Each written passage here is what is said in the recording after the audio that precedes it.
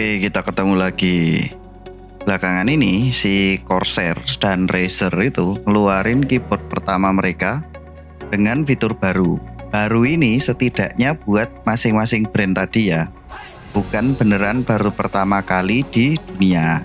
Nanti tak jelasin lebih detail. Kita ke Corsair dulu nih. Ini udah agak lama sih ya sebenarnya. Sekitar 2 minggu lalu. Tanggal 10 Agustus kemarin, Corsair ngumumin keyboard baru mereka yang pakai switch magnetic mechanical. Nah, ini namanya Corsair K70 Max.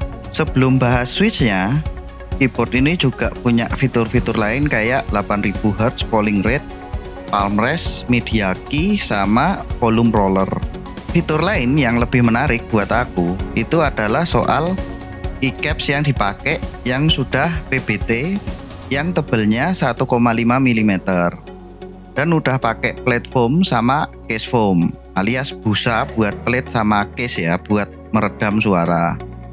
Nah, sekarang kita bahas switchnya. Emang apa bedanya switch ini dengan switch mechanical keyboard kebanyakan? Jadi dengan switch ini kita bisa sesuaikan sendiri actuation point switchnya dari 0,4 mm sampai 3,6 mm. Actuation point ini maksudnya seberapa jauh switchnya bisa dipencet sebelum tombolnya aktif. Jadi kalau misalnya actuation pointnya 2 mm kayak Gateron Yellow atau mayoritas switch mechanical lainnya, berarti tombolnya harus dipencet sejauh 2 mm biar inputnya kebaca. Kalau mencetnya cuma 1 mm, inputnya belum kebaca. Jadi asumsinya semakin pendek actuation point-nya, semakin cepat juga respon kita mencet. Kalau buat anak-anak komunitas custom keyboard, actuation point ini menurutku gunanya buat simulasi berat spring atau pair-nya ya. Kalau anak-anak custom keyboard itu kan sering nyoba-nyoba switch dengan berat spring yang beda-beda, kayak yang 60 gram, 62 gram, 55 gram, atau ada juga yang 70 gram. Aku belum nyoba keyboard Corsair ini ya jelas, tapi aku pernah nyoba keyboard lain yang bisa custom juga actuation point-nya. Nah, menurutku feel-nya tetap akan beda sama yang beneran ganti spring. Aku itu salah satu yang kecanduan nyoba-nyoba keyboard switch dan modif-modif keyboard ya. Sampai punya koleksi puluhan jenis switch. Bahkan udah mainan sampai Franken switch. Franken switch itu sampai diganti-ganti ya, stemnya, bottom housing, terus top housing ya, gitu-gitulah ya. Nanti tak kasih lihat fotonya ya. Koleksi switchku sampai ada ratusan yang sekarang yang tak punya. Kalau menurutku ya, aku lebih suka ganti spring sekalian kalau switchnya dirasa terlalu dangkal atau terlalu dalam, terlalu berat atau malah terlalu ringan. Tapi ya mungkin plusnya dari pakai magnetic mechanical tadi, kita nggak perlu ribet-ribet beli spring yang beda-beda beratnya. Beli alat-alatnya kayak switch opener ya kan, atau yang lain-lainnya. Selain actuation point-nya bisa diganti, switch ini bisa kasih 2 jenis input dalam satu tombol. Misalnya pencet dikit buat nembak, terus pencet mentok buat reload. Menurutku ini kedengarannya menarik, tapi implementasinya bakal susah atau lama banget buat kita adaptasi. Kita nih sebagai penggunanya ya maksudnya.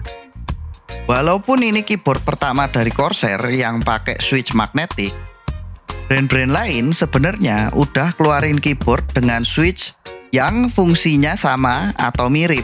Ya ini kalau di luar biasanya disebutnya fitur Hall effect ya, karena pakai magnet itu tadi ya. Wooting itu juga punya keyboard yang pakai lacquer switch yang juga ada magnetnya. Terus Razer juga punya Huntsman analog optical yang sama juga bisa diganti-ganti actuation point-nya. Tapi ini punya tambahan fitur lagi karena dia pakainya analog optical. Jadi bisa detect analog input juga. Nah, ngomong-ngomong soal Razer, beberapa hari yang lalu Razer akhirnya ngeluarin keyboard mereka yang sudah hot swap, yang ukurannya 75%, makanya namanya Razer Black Widow V4 75%. Sebenarnya ini telat banget sih ya. Corsair itu lebih dulu keluarin keyboard hot swap di 2022, walaupun ukurannya 60%. Logitech juga udah keluarin keyboard hot swap mereka di 2019, namanya Logitech G Pro X. Nah, walaupun kalau ngomong Logitech G Pro X ini sayangnya masih 3 pin dan ukuran keycaps buat bottom rose-nya itu aneh alias nggak standar. Jadi akan susah banget cari keycaps pengganti. Nah, kalau balik ke Razer, walaupun sebenarnya mereka telat, hebatnya adalah Black Widow V4 75% ini menurutku jauh lebih menarik dibanding keyboard-keyboard gaming kebanyakan. Karena keyboard ini juga dibekali fitur buat pengguna yang peduli sama suara keyboardnya.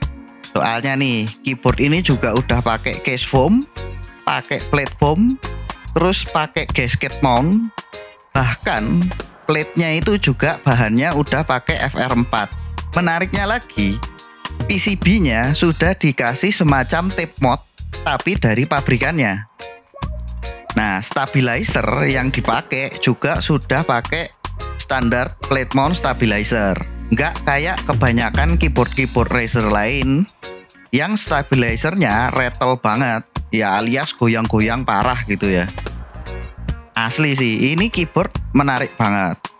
Karena biasanya keyboard gaming itu tidak menarik buat pasar custom keyboard. Karena suaranya itu nyebelin lah pokoknya. Biasanya. Karena keyboard ini, ya aku berharapnya sih ya, brand-brand gaming keyboard lain juga akan ngikutin si jejaknya Razer untuk bikin keyboard gaming yang nggak malu-maluin, atau malah sekalian bisa dibanggain di komunitas custom keyboard. Ya coba nanti aku kontak-kontak orang Razer kali ya, minta dipinjemin barangnya buat review. Paling kalau mau ngomong kekurangannya buat aku pribadi ya, aku itu butuh keyboard yang ada numpadnya.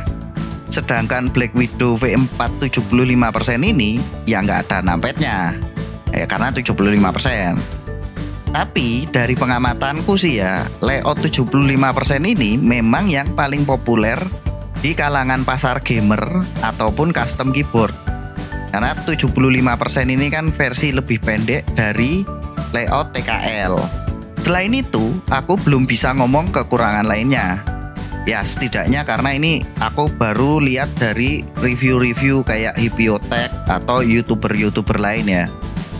Ya mungkin nanti kalau beneran dipinjemin aku bisa bahas lebih jauh.